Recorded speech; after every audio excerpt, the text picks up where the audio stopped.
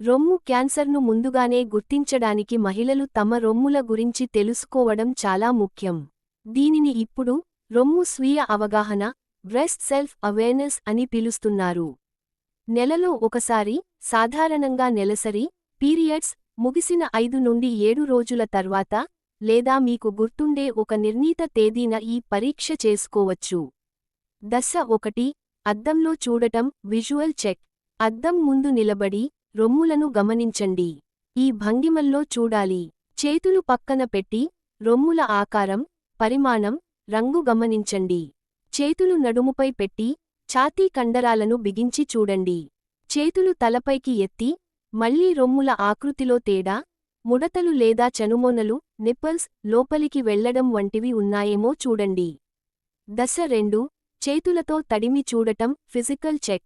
ఈ పరీక్ష పడుకుని లేదా స్నానం చేసేటప్పుడు, సబ్బు రాసినప్పుడు సులభంగా ఉంటుంది, చేయవచ్చు.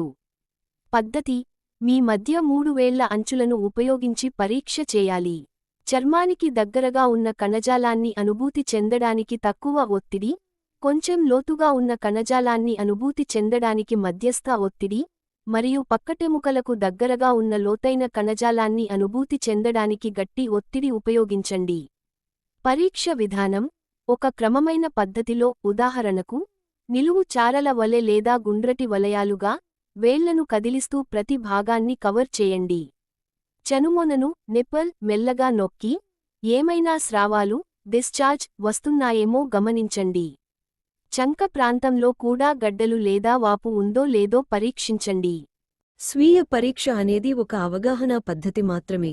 మీరు ఏవైనా మార్పులను గమనిస్తే, భయపడకుండా వెంటనే వైద్యుడిని సంప్రదించండి. ప్రారంభ దశలో గుర్తిస్తే రొమ్ము క్యాన్సర్కు చికిత్స విజయవంతమయ్యే అవకాశాలు చాలా ఎక్కువగా ఉంటాయి.